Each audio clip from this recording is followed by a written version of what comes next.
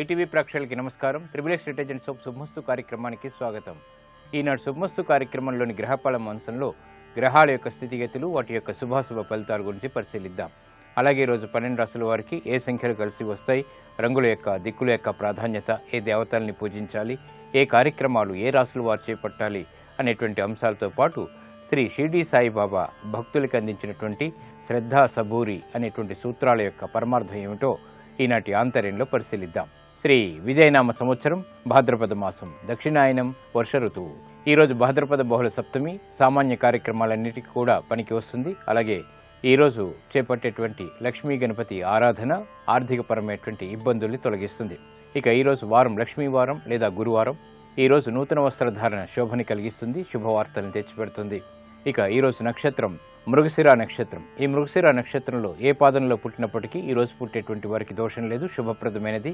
అలాగే ఈ మృగశిర నక్షత్రంలో పుట్టేటువంటి వారికి కుజ మహాదశతోటి ప్రారంభమవుతుంది. ఈ కుజుడి యొక్క స్థితి నీచ స్థితి, కర్కాటక క్షేత్రస్థితి, అలాగే శని యొక్క దృష్టి ఉండడంతో ఈ దశ ఆందోళనకర పరిస్థితులను కలిగించేటువంటి అవకాశం ఉంటుంది. కాబట్టి ఈ దోష నివృత్తికై కందుల దానం, కుజ జపం, అలాగే లక్ష్మీనారాయణ యొక్క ఆరాధన బాగా ఉపకరిస్తుంది. ఇక ఈరోజు 12 రాశుల వారికి ఏర్పడేటువంటి శుభాశుభ ఫలితాలను పరిశీలిద్దాం. ముందుగా మేషరాశి. ఈరోజు మేషరాశి వారిని పరిశీలించినట్టయితే ఆందోళనకర పరిస్థితులు ఉన్నప్పటికీ నెట్టుకు రాగలుగుతారు. వ్యాపార సంబంధ బాంధవ్యాల విషయంలో జాగ్రత్తలు పాటించాలి. చిరు సమస్యలు గృహరీత్యా ఏర్పడినప్పటికీ సద్దుమణుగుతాయి. చేపట్టేటువంటి కార్యక్రమాలపై ఆత్మవిశ్వాసాన్ని పెంపొందింప చేసుకునేటువంటి అవకాశాలు కూడా దగ్గరవుతాయి. క్రీడా సంబంధిత వ్యవహారాల్లో విజయాలు చేజిక్కించుకోగలుగుతారు. ఆరోగ్యంలో స్వల్ప ప్రతికూలత కొనసాగుతుంది. ఈ రోజు మీ అదృష్ట సంఖ్య 5, ఆకుపచ్చ వర్ణం రక్షణకి తోడ్పడుతుంది. ఉత్తర దిక్కు ప్రయాణాలు శుభకరం. అనుకూల దైవం దక్షిణామూర్తి. ఈ రోజు మీరు దక్షిణామూర్తి స్వామిని దర్శించడం, స్వామికి అభిషేకాదులు నిర్వహించడం, భక్తితో నమస్కరించడం వంటి కార్యక్రమాలు సూక్ష్మతో కూడినటువంటి కార్యక్రమాల ద్వారా విజయాలు తెచ్చిపెడతాయి. ఆధ్యాత్మిక కార్యక్రమాలు ఈ రోజు మీకు బాగా ఉపకరిస్తాయి, ఆనందాన్ని కలిగిస్తాయి. ఈ రోజు వృషభ రాశి వారిని పరిశీలించినట్టయితే ఆర్థికపరమైనటువంటి అంశాలు బాగా కలిసి వస్తాయి. మెరుగైనటువంటి మార్పులు ఆర్థికంగా చోటు చేసుకుంటాయి. వృత్తిపరమైనటువంటి వ్యవహారాల్లో ఆర్థిక సంబంధ బాంధవ్యాలు మెరుగుపడతాయి. నూతన కార్యక్రమాల్ని చకచకా ప్రారంభించగలుగుతారు. గృహ విషయాల్లో ఆనందకర సంఘటనలు కొనసాగుతాయి. శుభవార్తలు వింటారు. ఈ రోజు మీ అదృష్ట సంఖ్య 2, తెలుపు వర్ణం ప్రశాంతతని పెంచుతుంది. తూర్పు దిక్కు ప్రయాణాలు శుభకరం. అనుకూల దైవం ఆంజనేయ స్వామి. ఈ రోజు మీరు ఆంజనేయ స్వామిని దర్శించడం, స్వామిని తమలపాకులతో పూజించడం వంటి ఉత్తమ చర్యలు గ్రహ అనుకూలతని రెట్టింపు చేస్తుంది. వేగవంతమైనటువంటి శుభకార్య నిర్వహణని కొనసాగించేటువంటి శక్తిని కలిగిస్తుంది. ఇక ఆర్థిక నూతన ప్రయత్నాలు, ఒప్పందాలు ఈ రోజు మీకు అనుకూలిస్తాయి. ఈ రోజు మిథున రాశి వారిని పరిశీలించినట్టయితే ఆహ్లాద సంఘటనలు ఉన్నప్పటికీ చిరు సమస్యలు వృత్తిరీత్యా ఏర్పడతాయి. గృహ సంబంధిత కార్యక్రమాల్లో జాగ్రత్తతో కూడినటువంటి నిర్ణయాలు తప్పనిసరి. సంభాషణల విషయంలో కూడా జాగ్రత్తలు పాటించాలి. ఆర్థికపరమైనటువంటి ఇబ్బందులు ఉన్నప్పటికీ సద్దుమణిగేటువంటి పరిస్థితులు కూడా వెన్నంటి ఉంటాయి. కార్యక్రమ నిర్వహణలో నైపుణ్యాన్ని ప్రదర్శించలేకపోతారు. ఉత్తమమైనటువంటి నిర్ణయాలు తీసుకున్నప్పటికీ విఘ్నాల్ని చవిచూస్తారు. విద్యాపరమైనటువంటి విషయాల్లో జాగ్రత్తతో కూడినటువంటి నిర్ణయాలు తప్పనిసరి. విదేశీ వ్యవహారాలు కొంతవరకు ఊరట కలిగిస్తాయి. ఈ రోజు మీ అదృష్ట సంఖ్య 1, పసుపు వర్ణం త్వరితగతిని శుభాల్ని కలిగిస్తుంది. ఈశాన్య దిక్కు ప్రయాణాలు శుభకరం. అనుకూల దైవం సుబ్రహ్మణ్య స్వామి. ఈ రోజు మీరు సుబ్రహ్మణ్య స్వామిని దర్శించడం, స్వామికి అభిషేకాదులు నిర్వహించడం, భక్తి శ్రద్ధలతో పూజించడం వంటి కార్యక్రమాలు గ్రహ అతి ప్రతికూలతని దూరం చేస్తుంది. చిరాకు సంఘటనల్ని దూరం చేస్తుంది. ఇక ఆర్థిక పునఃప్రయత్నాలు ఈ రోజు మీకు ఊరట కలిగిస్తాయి.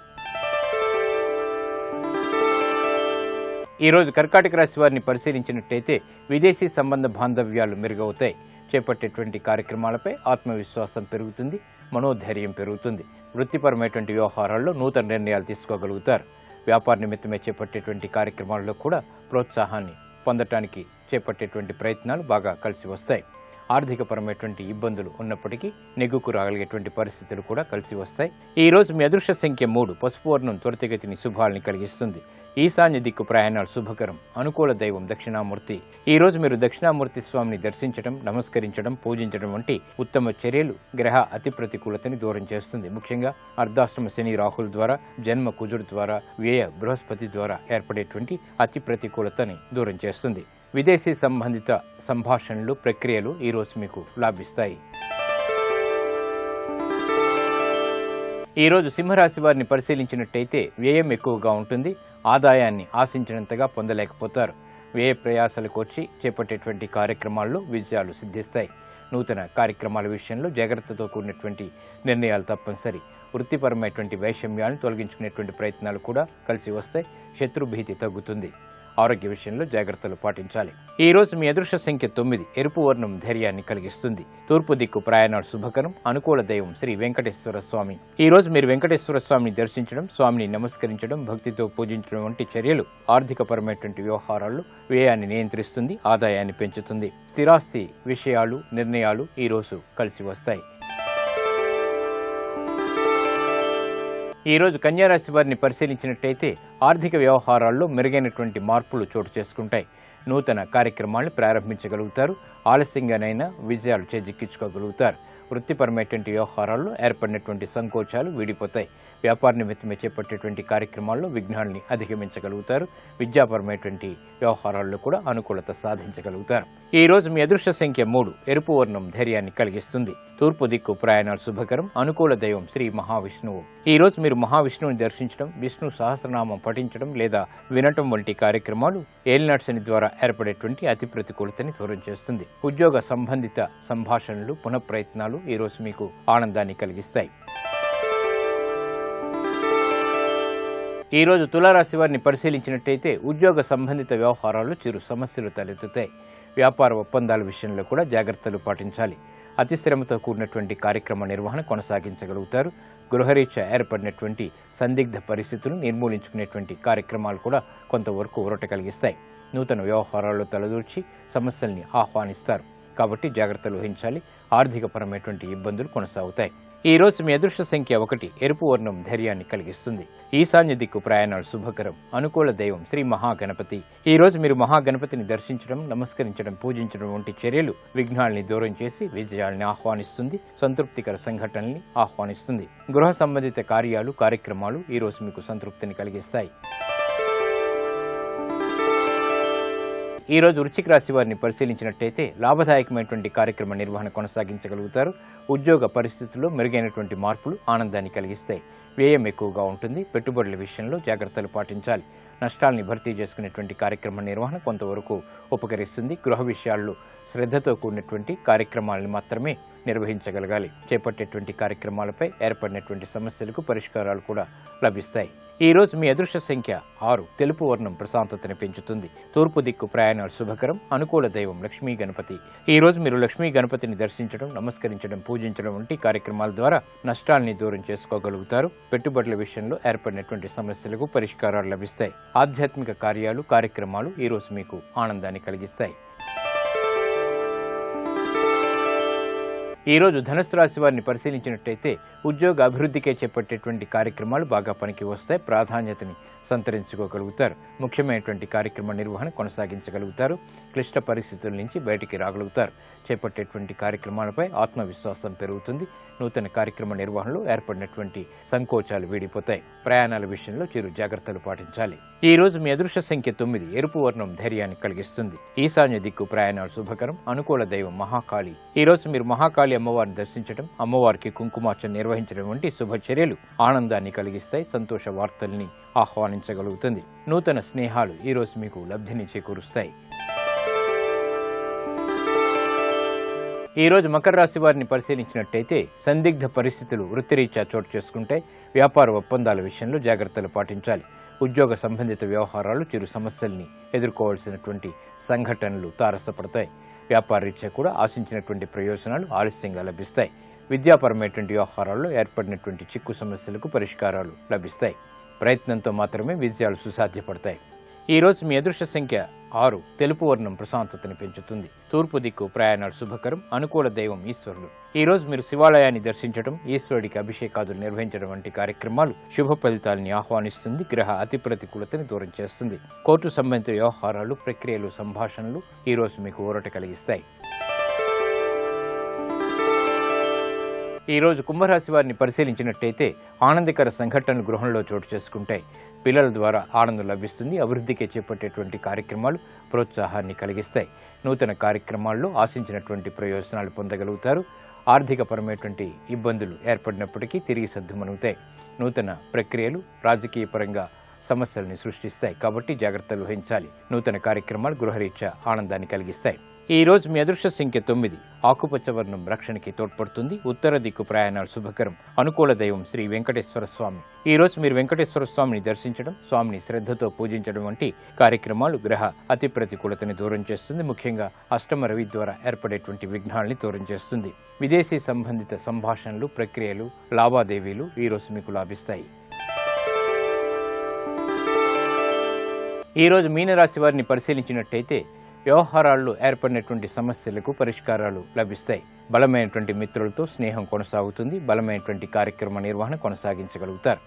అధిక శ్రమ ఉన్నప్పటికీ విజయాలు సిద్ధిస్తాయి.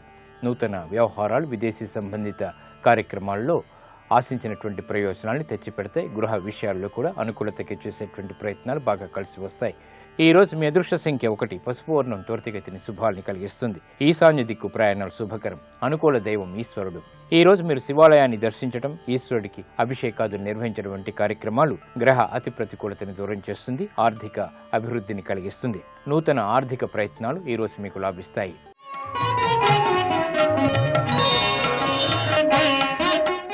శ్రీ షిరిడి సాయిబాబా మతం మానవత్వం. భక్తులకి ఆధ్యాత్మిక సందేశాల ద్వారా శక్తిని పెంపొందింపచేశారు శ్రీ షిరిడి సాయి. ఆయన ఇచ్చినటువంటి సూత్రాలు, శ్రద్ధ, సబూరి కూడా ఎంతో పరమార్థాన్ని కలిగి ఉన్నాయి. అవి ఏమిటో పరిశీలిద్దాం. షిరిడి సాయిబాబా మహనీయ మూర్తి, మానవీయ స్ఫూర్తి. ఆయన మతం మానవత్వం, ఆయన అభిమతం విశ్వప్రేమ, ఆయన జాతి సమత, ఆయన రీతి ఏకత. షిరిడి సాయి ఆచరించి అనుసరించినటువంటి బాట సాయి భక్తులకు వెలుగుబావుట. తాను నమ్మి తన భక్తులకి అనుగ్రహించినటువంటి దివ్య సూత్రాలని తన చర్యల్లో, సందేశాల్లో అంతర్లీనంగా బాబా ప్రకటించేవారు. ఆ నేపథ్యంలోనివే శ్రద్ధ, సబూరి అనేటువంటి జంట సూత్రాలు. శ్రద్ధ అంటే ఏకాగ్రత, సబూరి అంటే సహనం. పూజా విధానం ఏదైనా, ఆరాధనా ప్రక్రియ ఎలాంటిదైనా ఏకాగ్రత, సహనం లేకపోతే వృధా అని బాబా చెప్పేవారు. ఒక్క పూజా పద్ధతికే కాదు, మనిషి నిర్వహించే ప్రతి కార్యక్రమంలో, ప్రతి చర్యలో శ్రద్ధ, సబూరి అనే సూత్రాల్ని పాటించడం తప్పనిసరి అని బాబా చెప్పారు.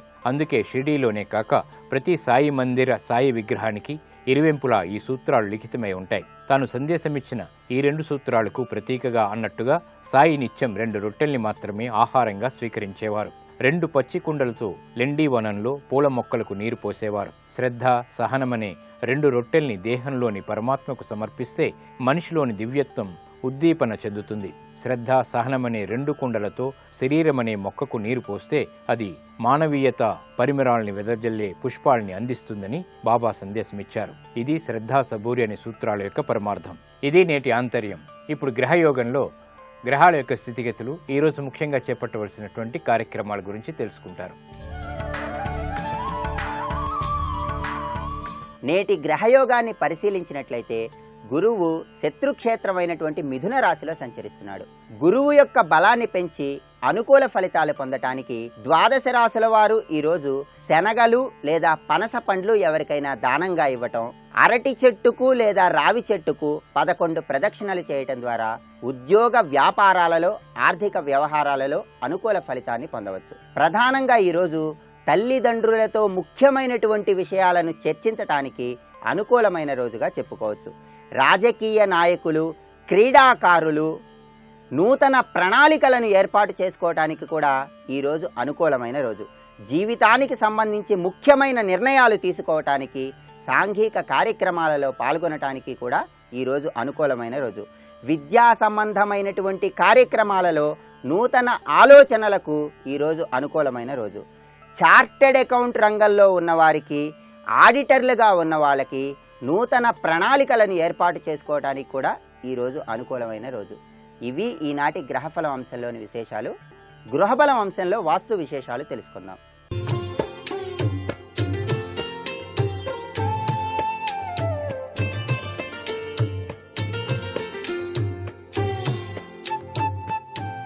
XXX డిటర్జెంట్ సోప్ శుభమస్తు కార్యక్రమంలో గృహబలం అంశానికి స్వాగతం. రాశి ఫల రీత్యా, వాస్తుశాస్త్ర రీత్యా పాటించవలసినటువంటి తత్వచింతన రీత్యా మనిషి జీవితంలో అభివృద్ధికరమైనటువంటి ప్రభావాల్ని సాధించుకోవటానికి ప్రతివారు కూడాను తమ తమ రాశి ఫలితాన్ని బట్టి ఎటువంటి నిర్ణయాలు గైకొంటే మంచి జరుగుతుందో అనేటువంటి విషయాన్ని గురించి మనం అవగాహన చేసుకుంటూ, మకర రాశి జాతకులు వ్యాపార ప్రగతి కోసం, ఉద్యోగ ఉన్నతి కోసం వారు శనివారం నాడు కార్యాలయం లేదా పరిశ్రమ ముందు నిల్చొని ఉన్నటువంటి బీదవారికి నల్ల నువ్వులు దానం చేయటం చాలా మంచిది. తన కార్యక్షేత్రం ముఖద్వారానికి గుర్రపు నాడ అంటే గుర్రం ఉపయోగించి వాడినటువంటిది, పాతది, ఆ గుర్రం కాలికి ఊడిపోయినటువంటి గుర్రపు నాడను గా ఆకృతిలో బిగించటం మంచిది. ఒకవేళ ఆ వ్యక్తి నిర్వహించేటువంటి పరిశ్రమ మందకొడిగా గనక సాగుతూ ఉన్నట్లయితే శనివారం నాడు చిన్న మట్టి కుండ తీసుకుని వచ్చి కార్యస్థలంలో మూతపెట్టి ఉంచండి. బుధవారం ఉదయం మూత తీయకుండా ప్రవహించేటువంటి నీటిలో గనక వదిలినట్లయితే చక్కటి అభివృద్ధి కలగటానికి ఆస్కారం ఉంటుంది ఈ రాశి వారికి. ఇక కుంభరాశి వారు కార్యక్షేత్రంలో తమ అవసరం బయటి వారికి కనపడకుండా ఉండేటువంటి రీతిలో ఏర్పరచుకోవటం చాలా మంచిది. తన కుర్చీకి ఎదురుగా విశాలంగా ఉండేటట్టుగా ఏర్పాటు చేసుకోవాలి. ద్వారం కానీ, మూతబడిన తలుపు కానీ, మూలలు కానీ లేకుండా చూసుకోవాలి. శనివారం చిన్న మట్టి కుండపై మట్టి మూత పెట్టి ఆ మూత పైన నల్ల నువ్వులు ఉంచండి. మరుసటి రోజు ఆ నువ్వులు మూతతో సహా ఎవరికైనా సరే దానం ఇవ్వవచ్చు. తమ కార్యక్షేత్రం ఫర్నిచరు అలంకరణలో ఎరుపు, తెలుపు రంగులు మాత్రం వాడకూడదు. శనివారం తమ యొక్క కార్యస్థలం లేక దుకాణం లేక ఫ్యాక్టరీ తెరిచే ముందు చేయి చాచినటువంటి బిచ్చగానికి తప్పనిసరిగా దానం చేయాలి. మీరు చేసిన దానం మీ అభివృద్ధికి రాచబాట అవుతుందని గ్రహించండి. ఇక మీనరాశి, ఈ రాశి జాతకులు తమ కార్యస్థలానికి బయలుదేరే ముందు పూజ్యుల యొక్క పాద స్పర్శ చేసి ఆశీస్సులు తీసుకోవటం చాలా మంచిది.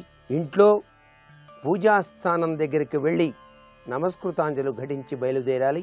పసుపు రంగులో ఉన్న ఫలాలు గురువారం తీసుకుని వచ్చి కార్యస్థలంలో పూజాస్థానంలో ఉంచి మరునాడు బీదలకు దానం ఇవ్వాలి. తెల్ల చందనం, పసుపు రంగు వస్త్రంలో చుట్టి కార్యాలయంలో ఎప్పుడూ కూడా ఉండేటట్టుగా ఏర్పాటు చేసుకోవటం ఈ రాశి వారికి శతవిధాలా కూడా శ్రేయోదాయకం.